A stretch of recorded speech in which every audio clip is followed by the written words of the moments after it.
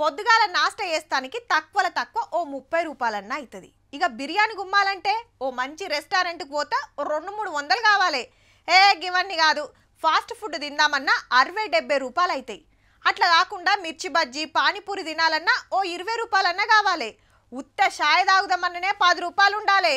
ఇక మంచి హోటల్కి పోయి భోజనం చేయాలంటే ఎంత అవుతుండొచ్చు?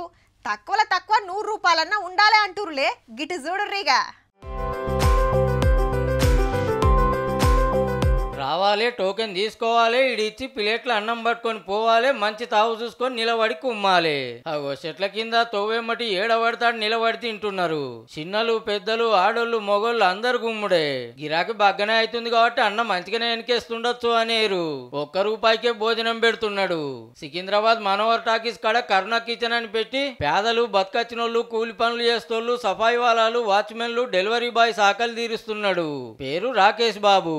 ఇంకో ఇద్దరితో కలిసి రూపాయికే భోజనం పెడుతున్నాడు. ఇంత టేస్ట్ ఎట్లున్నది కాక? అవును, చాలా హైలైట్ ఉంది. ఫస్ట్ టైం నేను తింటున్నాను. 100% ఓకే. నేను స్విగ్గీ డెలివరీ బాయ్ని. ఫుడ్ ఈజ్ బాగుంది. 1 రూపీకి ఏం రాదు, ఇంత బాగుంది, చాలా బాగుంది. चॉकलेट भी नहीं यार, अच्छा खाना अच्छा है, 10 दिन से खा. అంతా చేసుకుంటా బతకటోళ్ళే. దినం వచ్చుడు రూపాయికే బువ్వ తినుడు. అయితే మునుపు దవాఖాన్ల కాడికి తీసుకుపోయి అన్నదానం చేసేదట. అట్లయితే ఖరాబ్ చేస్తుర్రని ఇట్లా కిచెన్ పెట్టి 1 రూపాయికే ఇస్తుర్రు అన్నట్టు. పార్సిల్ తీసుకపోతా అంటే కుదరదుల్లో, ఆన్నే తినాలే. పొద్దుగాల పొద్దుముకుండది, పగటిలో అయిందంటే మాత్రం పట్టు చాలది. దినం 200-300 మంది ఆకలి తీరుస్తున్నారు. ఒక్కొక్క పార 500 మందికి సుత పెడతారట. ఇంతమందికి అన్నం పెట్టాలంటే ఎంత ఖర్చు కావాలి? కథ అంటే ఒక రోజు మనం ఇక్కడ అన్నం పెట్టాలంటే 3000 రూపాయలు అవుతుందండి. అంటే ప్లేట్కి 10 రూపాయలు చొప్పున ఖర్చు అవుతుంది. రోజుకొకరు దాతలు సాయం చేస్తారట పేదలకు అన్నం పెడతానికి. ఎవరైనా వచ్చి ప్లేట్కు 10 రూపాయల చొప్పున కట్టి అన్నదానం చేయవచ్చునట. ఇవాళకి కాక చేస్తున్నాడు. వాళ్ళ అమ్మ కాలం చేసిన రోజట. అంతేకాదు అప్పుడప్పుడు వచ్చి ఇక్కడ సేవ చేస్తాడట కూడా. ఇలా పనిచేసే ఆడోళ్ళ కాంచెల్లి అన్నల దాకా అందరూ బయట ఏరే పనులు జగబెట్టుకుంటే ఇక్కడ సేవ చేస్తారట. వాళ్ళ ఖర్చుల మందం అంతో ఇంతో ఇస్తాడట అన్ననే.